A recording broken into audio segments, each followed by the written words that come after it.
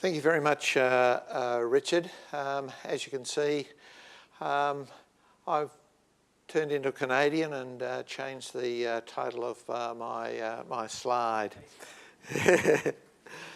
What I would like to talk about in the next few minutes is a little bit about the commonality, as I see it, between strategies for revalidation and for CPD. Talk a little bit about the rationale for, I will use the MBA terminology of strengthened CPD, and what that will look like for RACP. And then I would like to talk about some New Zealand initiatives in relation to, as Richard put it, the growing expectations of the Medical Council of New Zealand for all of the doctors in New Zealand. So if we, at first glance, the regulator acting on behalf of the community has an interest in revalidation, mainly, I would suggest, to ensure, in our case, that all of the physicians are good enough. The college, through CPD, I would suggest, is more interested in continuous quality and improvement, moving all physician performance to the right. However, both organisations have an interest in both of these objectives, and I would suggest that perhaps the difference is in the emphasis, because the outcome that everyone wants is better performing physicians, the provision of higher quality care, and to provide some assurance to the community about the quality of the performance of our physicians, the issue of accountability, which I'll come back to in a moment. So the RACP approach is that the focus should be on continuous quality improvement, very much along the lines of the article in the New Yorker by Atul Gawande. The issue is not, from the college point of view, to primarily detect underperformance, and we might have some discussion about the fact that nevertheless some underperformance is likely to come to light. And this is not in response to a problem that needs fixing. There's not a problem that needs to be fixed. This is about improvement of performance. And Richard has already alluded to the UK inquiries. And if you look at the recommendations from those inquiries, there are a number of themes. And those themes include a positive culture of performance, a positive culture of professionalism, a promotion of quality of care, and the issue of structured peer review. And I think that those themes you need to bear in mind when considering what I will talk about in terms of strengthened CPD. Revalidation was introduced in the UK, and there are a lot of lessons for us to learn from the UK. Unfortunately, most of those are about what not to do. And one really important theme, I think, that comes out of the UK experience is the detrimental effect of an early unsatisfactory experience with revalidation or the next generation of CPD. So my view is that we've got to get it right, and we've got to get it right first time round. I think that the college's approach to continuing professional development links very much with the various statements that we have on professionalism, most particularly SPPP. We believe that the next generation of CPD should merely be a reflection of what good physicians do, and I would argue what a large number of physicians are already doing. Taking responsibility to be up to date, practicing high quality medicine, undertaking continuous quality improvement, and to be accountable. And this is core business for the college. We have a responsibility to the community. This is all about us demonstrating our professionalism. As a group of physicians, we set standards, we are expected to adhere to those standards, and we need to be able to assure our performance. We need to address community expectations. And that's all about accountability and self-regulation. And Richard referred to this in his opening comments. Now, Onira O'Neill, who was the Reith Lecturer in 2002, acknowledged that we definitely need to be held accountable, but we've got to get the balance right. But if we are not able to self-regulate and to be held accountable, we will lose what privileges we currently retain. So I believe that accountability, we must be able to demonstrate that as part of this process. Where we're going seems to be a natural evolution within RACP. We've gone from CME, although interestingly, one can reflect on that name, MOPS, the term that we probably have all spoken about in derogatory terms. But it was an interesting choice of terminology, especially in that era of maintenance of professional standards. The term was way ahead of its time in terms of what was actually being talked about then of continuing medical education. We then moved on to MyCPD, where there was a much greater emphasis on reflection and a much broader view of what constitute physician activities. But the next generation, or strengthened CPD, to use the medical board's terminology, is very much influenced by a number of things which have happened in this college in the last decade. Amongst those is the introduction of the professional qualities curriculum, the tripartite statement on professionalism, and a lot of issues that have come out of that tripartite. It's now the Three Nations or something alliance, but it used to be the tripartite alliance. And also SPPP, our statement on physician professionalism. And I think all of those have influenced our thinking and where we think we should be heading. Now I know this is a long list and I don't intend to discuss this at great detail because it's very much in line with a number of things that Professor Farmer has said. The emphasis on the next generation of CPD should be on lifelong learning. It involves all the domains of physician activity. It should be supportive and formative. And it should be, as much as possible, evidence-based. That evidence base has been lacking, but is growing and growing dramatically. We should continue the focus on reflection and perhaps self-reflection. I'll come back to that. But most importantly, it should reflect our current and or future professional practice. It should be meaningful to the physician. The physician at the end of that should say, that was useful to me. That is useful to me as a professional and in terms of my professional development.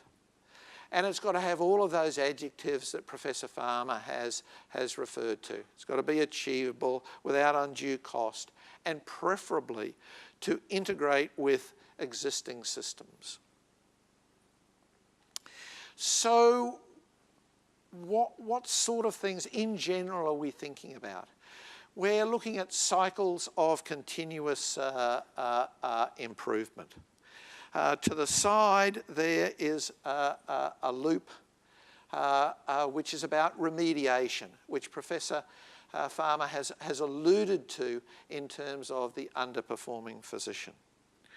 But what do these cycles look like? Well, they will probably have the three criteria of class that Professor Farmer has alluded to, and although I'll use slightly different terminology, I'll briefly talk about them as CME, as audit, and as appraisal. And it is intended that these will look at all, not necessarily each time, and not necessarily in every physician every time, of the domains of SPPP. We're looking at continuous quality improvement no matter where you start, whether you're in the lowest quartile or the top 5%. All of those physicians we would want to involve in a continuous quality improvement. It will involve some appraisal of performance from peers, possibly in the form of multi-source feedback, but as you saw on that list from the Medical Board of Australia, there are many other ways in which appraisal by peers can be undertaken. From patients and patient input into this process, and I will come to this in a moment, but from external reviewers, because that is an issue in New Zealand at the present time. A crucial component of this is feedback, constructive feedback to the physician defining their professional needs and the subsequent development of a professional development plan, and then engaging in these cycles of performance-driven learning. So with that as a background, I'm going to talk a little bit about current activities in New Zealand. I've already said that this is a reflection of what good physicians are doing or already doing. And one of the things that's happened in New Zealand are that the district health boards have been engaged in stock takes of activities occurring within their organisations in an attempt to achieve some degree of harmonisation within organisations. And what they have found is that there are actually multiple innovators and early adopters here. There are a lot of people in their departments doing very interesting and very innovative things in this whole area of performance improvement. An example, one of the specialty medicine services in our hospital had a problem with one of their young consultants being very slow in the outpatient clinic. And therefore the decision was that their performance in the outpatient clinic would be observed by one of the senior physicians, and that they would give constructive feedback to this younger individual. Well, when the other people in the department heard about this, they said, well, hang on, why is this not happening to us? I'd like someone looking at my performance as well and giving me a hint as to how I can better conduct my interviews with the patients. There are also other specialties which are very much engaged in this area and from which we can learn. Amongst those, O&G, anaesthesia, surgery, etc. So what I'm going to do, I'm going to talk a little bit about these 5 points that are in the lower part of this slide. So first of all, stakeholder engagement. The college facilitated a meeting of stakeholders in New Zealand. We had the Medical Council, we had the CEOs of the DHBs represented, we had the chairs of the DHBs represented, we had the Office of the Health and Disability Commissioner, we had Health Workforce New Zealand, and we had the National IT Committee. The rationale for that will become apparent hopefully in a moment. And we had a very, very useful day-long meeting with them. And the rationale for this meeting was to avoid the duplication of effort that Professor Farmer has referred to. What we were thinking about in terms of the requirement for strengthened CPD for RACP seemed to have a great deal of commonality with what the Medical Council was talking about in terms of requirements for revalidation. And in turn, a great deal of commonality with what hospitals, district health boards, were requiring of their senior medical staff in terms of annual performance review. And we took the view that it would, to avoid duplication, or do it once and do it right, was the right way to go. There are disadvantages of this approach, but we felt that the advantages in avoiding duplication far outweighed those disadvantages. At the end of that stakeholder meeting was that all of the people present wanted an integrated, efficient, consistent, system-wide approach. And they felt that that would, in fact, serve the needs of all of these parties. They all felt that it should be led by the profession and that it should be embedded in the workplace. And that there was support for the generic structure of the proposals, and basically they said to the college, get on with it. Subsequently, as an outcome of that meeting, I met with the CEOs of the central DHBs. And they were very keen to introduce a standardised performance framework for all of their SMOs. And they could see the benefits of it being based on the framework that was being proposed by the college. And this led to the engagement of the CMOs. And one of the interesting things was that when other DHBs heard about this, I was getting calls about, well, why weren't we included and can we come along? And certainly the impression that I have is that many of the leaders within our DHBs and our chief medical officers is that this is an idea whose time has come and people want to get on board. We decided that patient feedback was important, and we conducted a small pilot study in our department. And we used a modified RACP questionnaire, which was generic. It's applicable to all physician groups. It's applicable to all doctors, quite frankly. And it addresses non-expert domains, especially in relation to communication, attitudes, behaviour, etc. It's very short. It's only 9 questions. And the results of our pilot study was that this appeared to have very good face validity. Patients thought that those were the important topics, and they had no additional items that they wanted added in. The questionnaire was highly acceptable to them, and the administration of this was feasible in a busy outpatient setting. The questionnaires being handed out by administrative staff and posted by the patients in a box in the clinic. And of course we were using pencil and paper technology, if you like. One of the interesting things about this is that I felt, because my colleagues had helped me out in this, that I should present this at one of our departmental meetings, and I expected to present and we would move on.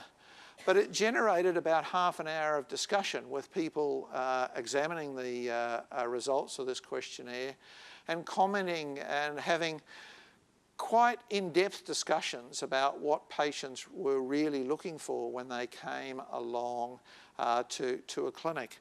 So I think that even engagement in this, in these sorts of processes may have quite a lot of unforeseen benefits.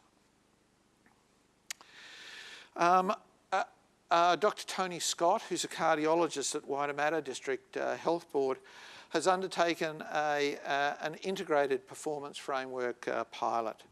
This is a very comprehensive program using multiple methods and multiple exposures. It uses an externally sourced multi-source feedback, which was benchmarked in the UK.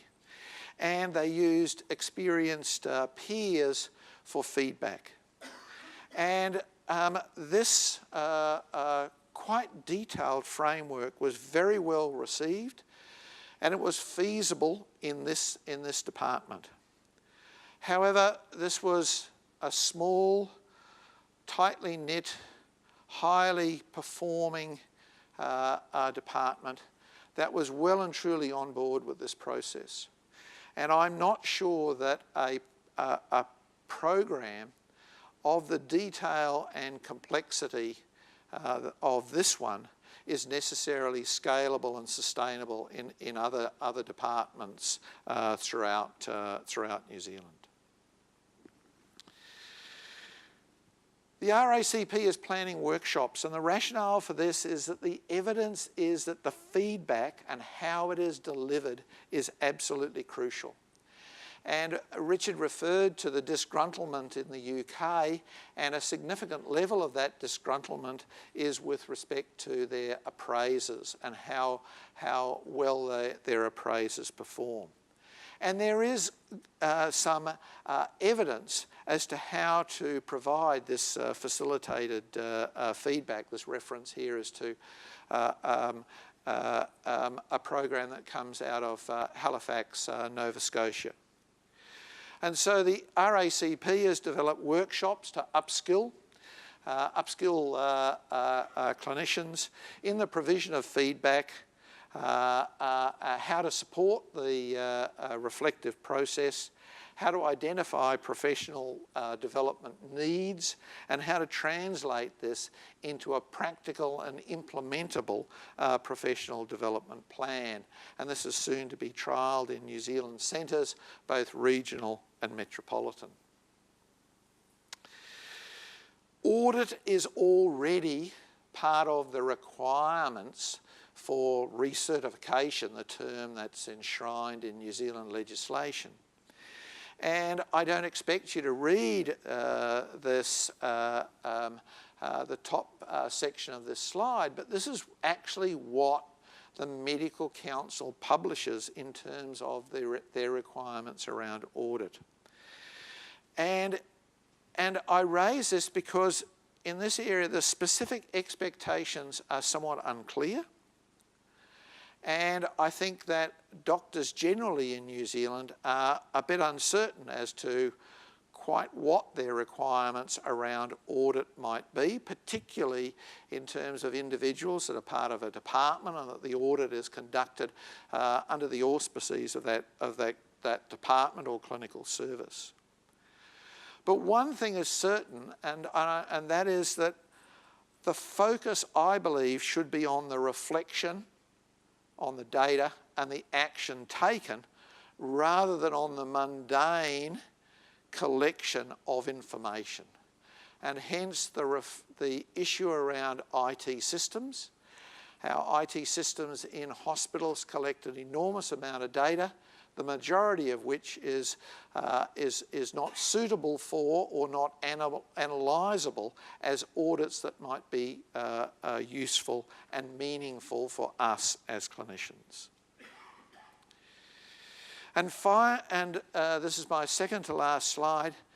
The Medical Council of New Zealand has put out a document for discussion which includes the statement that I've listed there, feedback from a review undertaken by peers external to the doctor's usual practice setting.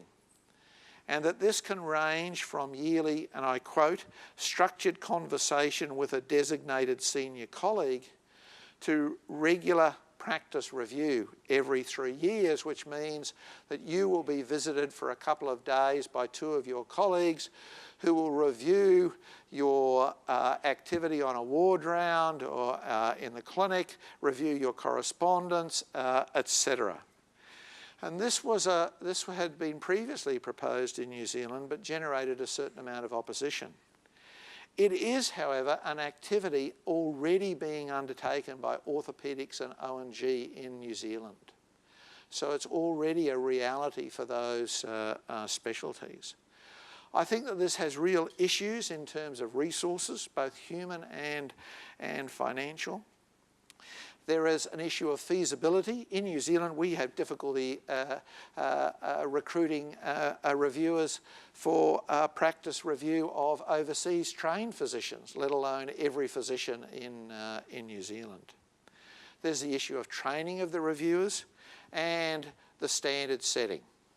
And how do we set those standards?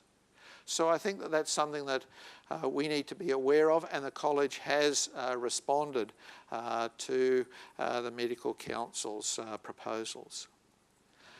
So finally, I don't think there's really anything new here. If you look at the Hippocratic Oath, I shall in an open and verifiable way. It does require, however, a culture shift from the physician concentrating solely perhaps on what I will call continuing medical education and moving them to an acceptance and in fact an acknowledgement of the essential nature of the appraisal of their performance. We need to get buy-in, and that's going to be based on a whole lot of factors, including their initial experience with the process, how valid are the tools and the processes, the quality of the feedback they get, and most importantly, whether they perceive benefit from the process. There's a need for true leaders. These are champions, call them role models, call them, sorry about the typographical error, role models, or whatever. I think that we need to focus on the important aspects. For example, I don't really care what multi-source feedback tool is used as long as people are now getting into the cultural change of accepting appraisal of their performance. And so that's why I put there, don't sweat the small stuff. So my final comments are, don't have too high expectations at the beginning. Go low. Bring the fellowship along with us. Make sure that they do buy into the process, so go slow, but let's go. Let's start it. Thank you very much.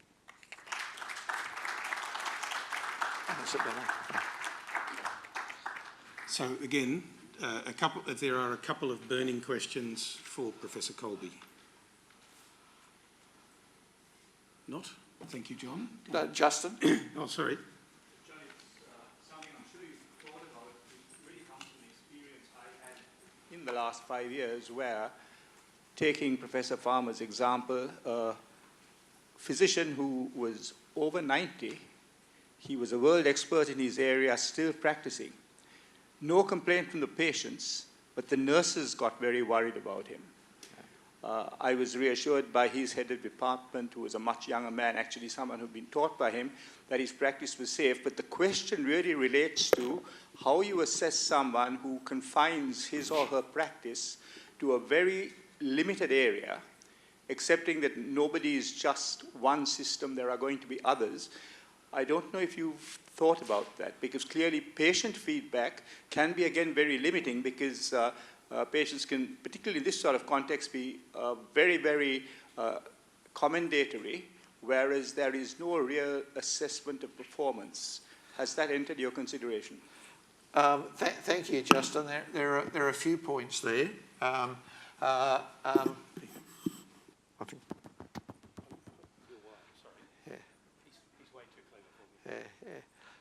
I teach Richard a lot about IT. No, seriously. Justin, there are a number of really important points that come out of that.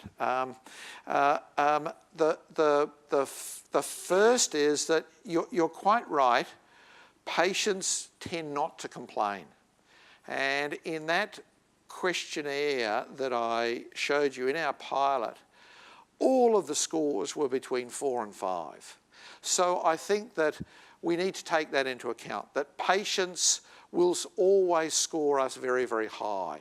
And therefore, I think that if you're getting scores of 3s, which is in the middle, then you've got to wonder about the significance of that, and that might be actually telling you something. I think you've answered the question yourself. It doesn't matter that this person's peers haven't raise concerns about someone that they obviously hold in very, very high regard. For the nursing staff to complain, I would suggest to you that there is an issue here. And I just wonder if this particular physician had gone through a multi-source feedback process, I wonder whether a whole lot of other issues would have come to the fore. And I think that that's probably the way that I would suggest that that matter would be handled, or should have been handled probably a decade or more before. Because I think that by the time that you're starting to get complaints, they've been a problem for a very, very long time. And I think that's the emphasis of some of these processes, and Professor Farmer referred to that. We want to identify issues early, before they become real problems, and at a time that allows us to intervene on behalf of that physician and move them back towards the mean, if you like, in terms of performance. So I hope that helps. Thanks. We might move straight on to the panel discussion. I'm going to stay up here so that I can see who's try and get some semblance of order in the sequence. But before we go to open questions, I'd like to introduce Dr. Hong Luo, who, as I said before, is a basic medical trainee, one of our members and the face of the future of the college. Hong, do you have anything that you'd like to say, any observations, having heard these two presentations and your own perspective? Is there anything you'd like to add at this stage? Sure.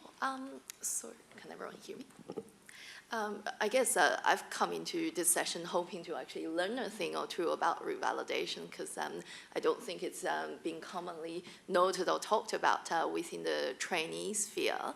But certainly we go through rounds and cycles of validation, I suppose, and as a learning process, and we do almost constantly each rotation or each job receive feedback from various supervisors and sources. So in my eye, this feels like a natural continuation of what we already do. I guess one observation I did make here was the talk of support factors. And I know that while the college has a trainee in difficulty pathway identifying struggling trainees, and there's a whole process in terms of remediation. So first with the local supervisor for a set period of time, and then moving on and escalating as necessary. But at the same time, a support pathway is also developed as well. And there's both sort of local supports available, and there's also external third party, like a 1-300 number that you can call, and that's confidential as well. So I think those two pathways are presented together to a struggling trainee to ensure that you've got both perspectives.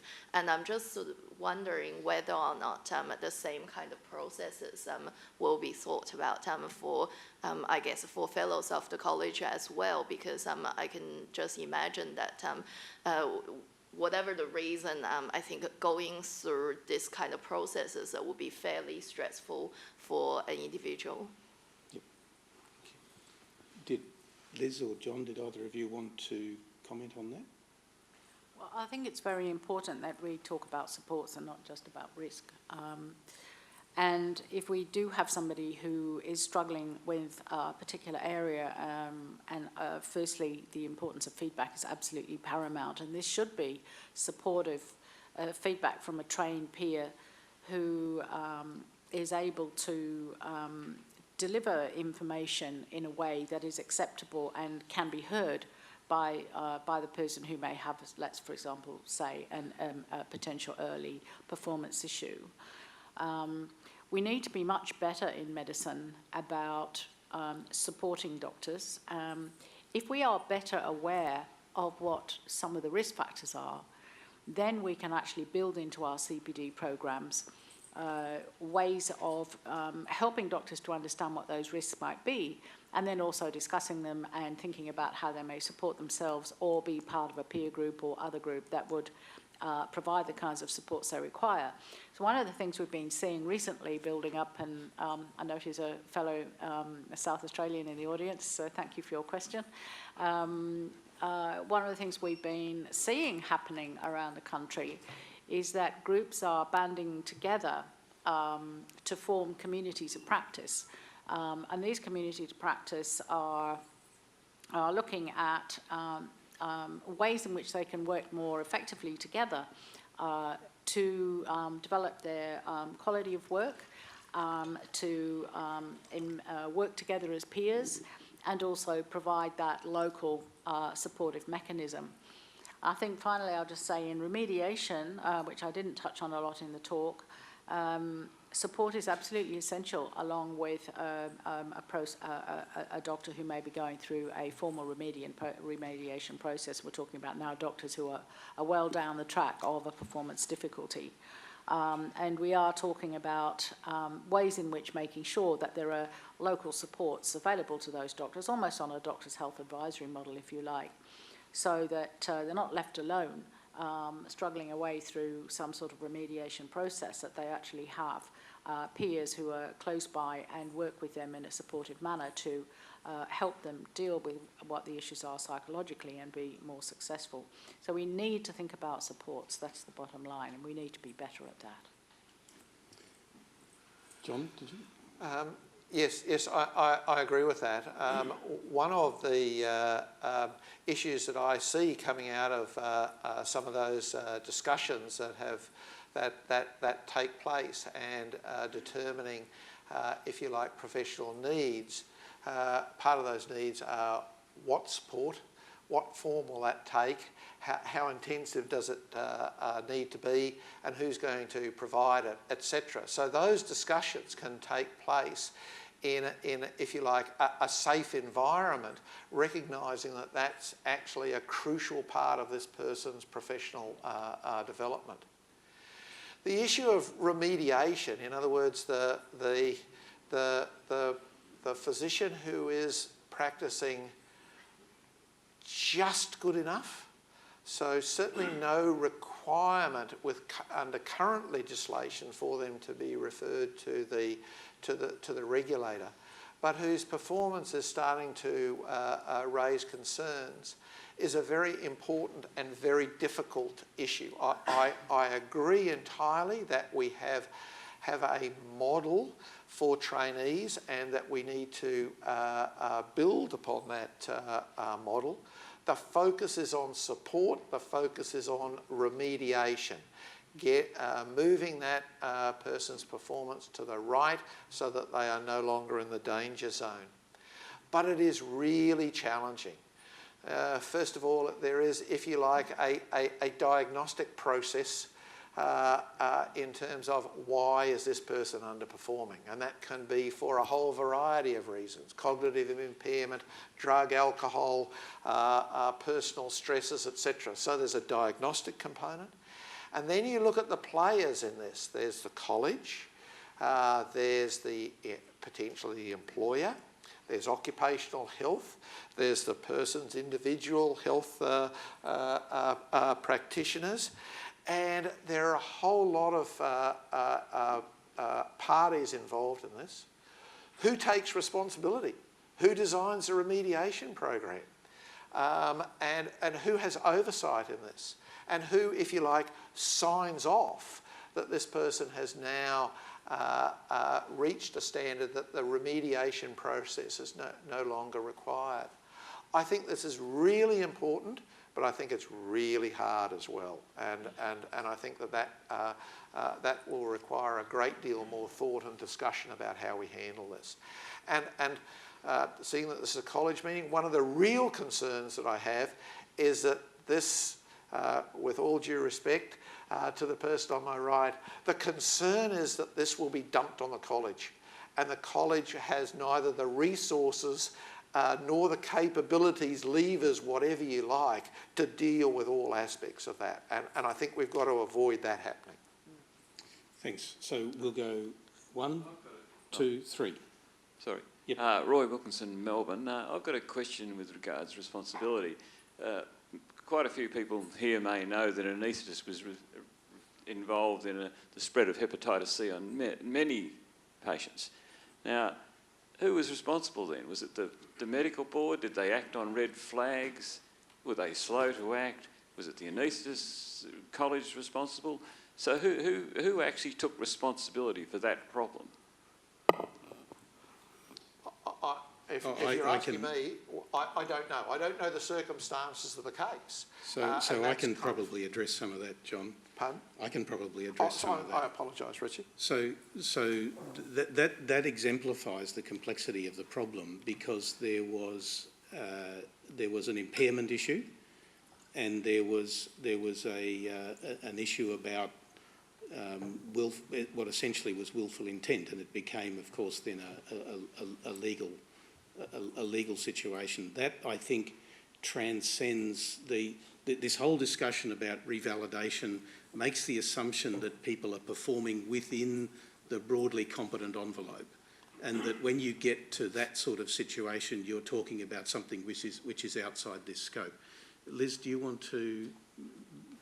have a sort of generic comment about that distinction between the revalidation in the envelope of competency versus the management of what is clearly aberrant practice?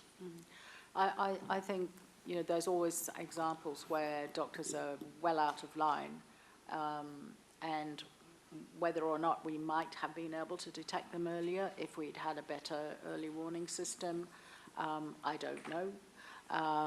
But there are always going to be doctors who, despite whatever we do step well outside professional boundaries, and I think we need to leave that to the medical board to determine, you know, what is appropriate. My question is, could we have discovered that earlier, and if so, how?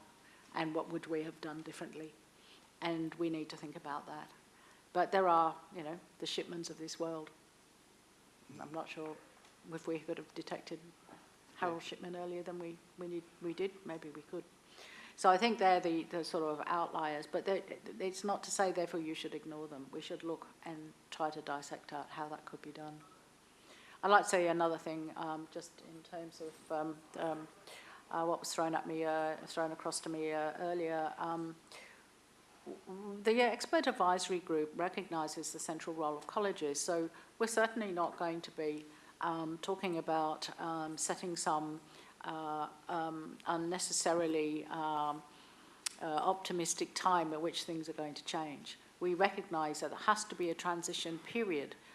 We have to allow our colleges and their members to think about the things that they want to do and that they are already doing, where they need to strengthen, shape, to offer different opportunities to members and so on, and that takes time.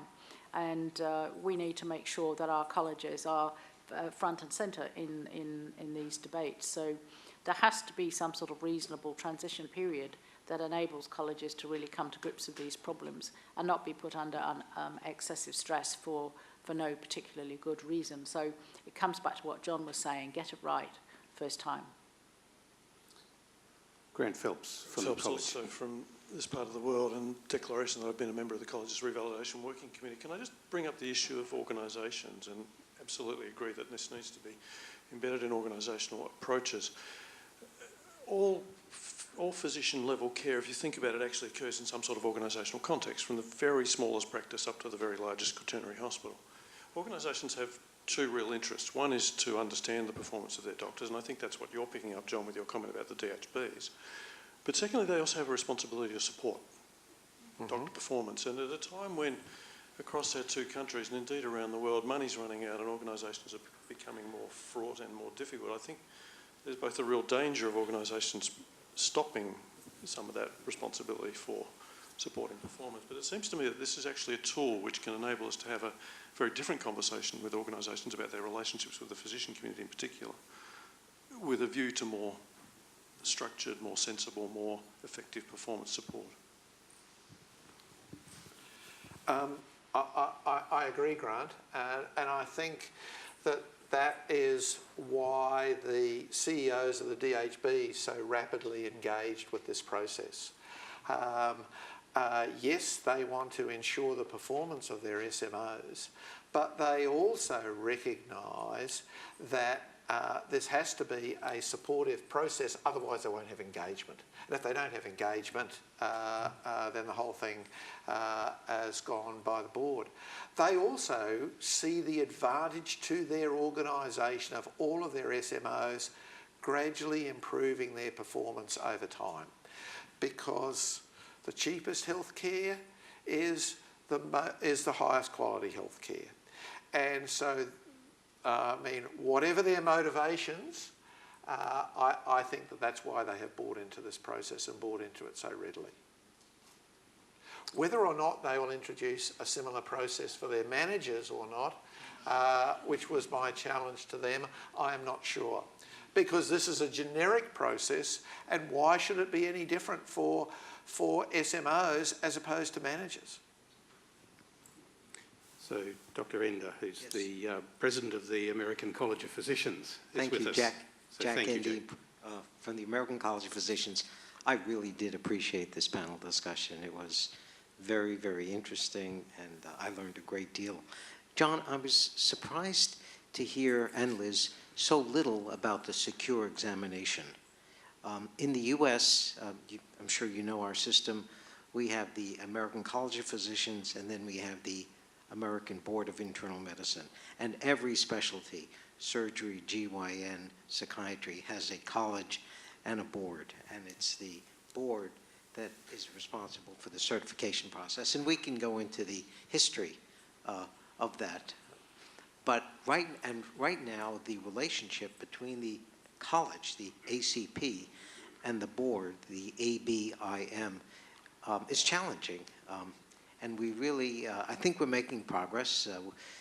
But it's a very contentious issue about how the board is approaching what we call maintenance of certification, MOC. But the board has backed down over the last 5 or 8 years from a more global approach that includes physician performance, quality improvement, surveys from patients, the kind of things that I believe, John, that you've been championing and describing so well. And we are reduced to a secure exam. Traditionally, it's been every 10 years. Now the board is making it a more frequent, less onerous process, and the college is trying to introduce still a third model that would give us some role in designing it. But it really does come down, for better or for worse. I'm not proposing that one's performance on multiple choice questions really predicts what you're going to do with a patient, but that's where we're reduced to, and everything is focused on the secure exam, and I haven't heard anything about that. I will make some comments, and then I'm going to turn over, ask Richard Doherty to comment, because I have heard him respond to this very issue previously, and he does it superbly. But I spoke of a cultural change required for physicians, and I guess I was referring to grey-haired physicians like myself. Because as Dr. Hong Luo has said, I'm going to paraphrase you if you don't mind, what's the issue? You know, we do that, we are doing that now. We are having appraisals, we are having our performance appraised, etc. And I think the new generations of physicians, for them these issues of appraisal, direct observation of performance, peer reviews, etc., that will be the norm. And therefore I don't think the cultural change is going to be required for our younger generations of physicians. What you may not know is that our college does not have an exit exam. So there is no exit exam at the end of advanced training. And therefore, I would argue that continuing professional development is part of lifelong learning, and therefore what we do in advanced training, we continue on in continuing professional development. So our philosophy is that the best way to assess someone's performance is multiple observations in different settings at different times. And a previous dean of our medical school described it as, if you wanted to know about a couple, what would be the best way of getting a handle on what a couple is all about? The photographs of their wedding day, a single day, high stakes, lot of preparation, everything done perfectly. Or the album of all of the holidays and excursions that the family have taken in different settings. Some of the photographs out of focus or overexposed or whatever. But I would argue that it's that second album that tells you more about, if you like, the performance of that couple than the wedding day. And so that would be my justification for not having a single exam which relies, if I can be really rude and say, multi-choice questions on cases that I haven't seen for the last decade. You're speaking to the Okay. Richard, would you like to comment? Well, thanks, John, for the question without notice. I think the key point is that in our college, in particularly adult medicine, paediatric medicine divisions, not exclusively the case, as John said, we don't have an exit exam. And so the assessment is by performance and observation, not by examination. I'd otherwise agree entirely with John and focus on the point that the discussions we've had have revolved very largely around the prospect of looking at someone's future performance during their career in the scope of practice that they have defined. So that, for instance, if you trained as a gastroenterologist broadly and then end up as a luminal gastroenterologist, as a hepatologist, it's not appropriate to then go back and revisit all of those things. Recognising, of course, that most of us struggle diligently to maintain our skills and knowledge in the broad areas of our discipline rather than just the particular scope of practice. And I think that's probably the really key difference between our system and your system. Can I now throw to Andrew Gordon? Thank you. The college has been given a very difficult problem. I think the college is doing pretty well, which includes the fellows and the would fellows. A little closer, Andrew. My specific question is what are the administrators doing to support us? The reason I ask is that the administration, all they want is speed. They want the patient out. That's all they do. Turnover, throughput, flow, get the patient out, which actually is totally contrary to discussions and peer group exchange and letting the residents and registrars say what they think about the patient, much less the patient and the nurse and the relatives on the bedside consultation. The residents and registrars consult barely eat in dining rooms anymore. Dining rooms have been thrown out. RMO common rooms are not as good as they used to be. The prospect for mutual peer support's all diminishing, and we're being asked to be better and better and better. And there's finally the question of money, but I'll ask that at a later date. Yep. John, Holmes, you want to comment? Oh, I'll take that really easy question, yeah. To some extent, I covered that a little, I think, in the response to Grant, in that, yes, the hospital administrators have their own targets and their own agenda. But I think that most of them also realise that, as I said, the cheapest, if you like, if I can use that word, healthcare is also the safest and the highest quality. And so if you can convince them that this is going to improve the performance of their SMOs and provide higher quality safety, safer healthcare, and safety is an important component in this, then I think that's a strong argument. I think the other argument is the identification early of the underperforming physician. because I don't know what it's like in your system, but in our system, when that senior consultant falls over in the workplace and is seriously underperforming, that is extraordinarily costly for the organisation. And so I think that's another argument simply on cost. Now, whether that's going to be convincing or not, I don't know, but I can't answer your question any better than that. Sorry, we have just enough time for 2 more points. Sorry, can I just get Kevin Emery first and then at the back? Kevin Emery, past president of the Canadian College. So I actually have very much appreciated this presentation. It's certainly an issue that each of our nations are struggling with. And I very much like the framework of this sense of really trying to separate out the issue of identifying and supporting those physicians who clearly are poorly performing. That's going to be a tiny fraction, and then focusing on the larger population that can always improve their practice, and lastly, kind of not using this as a mechanism to try to identify mass murderers like Michael Swango or others. From a Canadian perspective, we do have an exit examination. We have made an active decision that we have no interest whatsoever in pursuing a re-examination strategy as part of revalidation or recertification.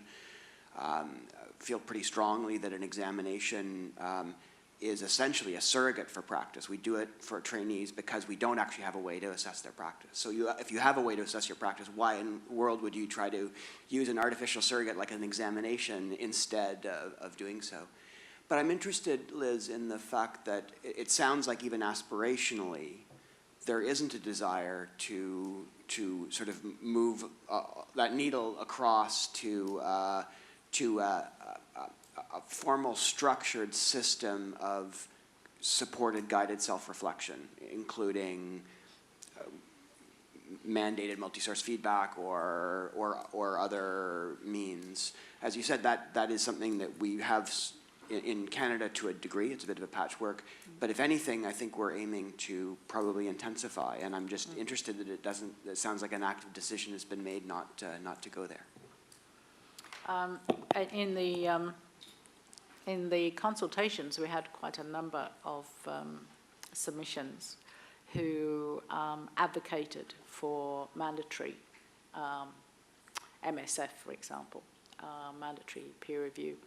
For different reasons, some people thought that we needed baselines, and if we made it mandatory for a while, we would get the baselines. Others felt it should be mandatory, and so on and so forth. We haven't gone at that stage in our thinking to the point of saying that this should be the case. We're aware that some colleges are further ahead with this whole process, and to make it mandatory would place great stress on those colleges. Secondly, I think we're still thinking about what is the most useful way. We would like doctors to have as much individual choice as possible in terms of what they select. And those that do want to do it will gradually build up our norms, if you like. We're also aware that for multi-source feedback, particularly the Canadian experience, and for many years, developing specialty-specific multi-source feedback, for example, has been useful. So there's a lot, once you start unpacking multi-source feedback, to think about, and maybe we're not quite ready for that. So our thinking has been to emphasize, to move doctors into thinking about, or those that are already not doing it, to think about broadening the concepts of what they consider CPD to be, but giving them as much determination, individual self-determination, as what they think is most important for them. We haven't at this stage gone down that mandatory approach. Not to say that it may be in 5 years' time, when we look at the data, decide that that's, as a group, as Australians, if that's what we want to do. But it may be too soon. I think we need to think about revalidation as having probably a lengthy time frame. This isn't something as in the UK, which was brought in and bang, everybody did it. It is something that we start, we learn, we evaluate, we develop, and gradually over time we build a system that is stronger and is relevant to all. So that's pretty much the reason why we haven't gone down the MS route. Having said that, several colleges are already trying MSF and having very promising results. And a lot of doctors are very interested in MSF. Thanks. So, Kia ora, Curtis Walker, Medical Member of Medical Council of New Zealand. I just wanted to stand up to say that I think the direction and the alignment of our college is very much in keeping with the regulatory body's positions on this. So I think that's an encouraging and good space to be.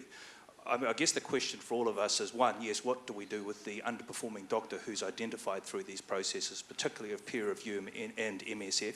And secondary, we're all pretty much, I'm going to think, the converted in this room. So how do we get the unconverted and the nervous of our organisation to on these journeys? And maybe that's not a question for answering given the time, but I'll leave that to the chair. Thank you. Thank you. Comments, Liz or John or Hong? I think by getting started and people start with things and suddenly find that, hey, I either like this, and certainly saw that in Canada, and in New Zealand, John? Yes. Would you like to? Yeah, so from my point of view, I think it's going to be a challenge, but I feel that a distinction needs to be made between pure workplace interested KPIs as well as the performance indicators that the regulatory bodies and the college sets. So for example, we've recently talked to a worried emergency trainee telling me that maybe in the future, one of the emergency training and emergency physician assessments will be how many patients they can churn out through the ED department in a given time. And of course, that doesn't necessarily correlate to good practice at all, but it's a key hospital KPI. So I think that distinction must be made for this to be successful. Ever the optimist, I'd like to think that on the diffusion of innovation curve, we're well past the early adopters and we're just starting on the steep part of the curve. Thank you. Now there's nothing to stand between you and lunch, so would you join me in thanking Liz Farmer, Hong Luo and John Kolbe.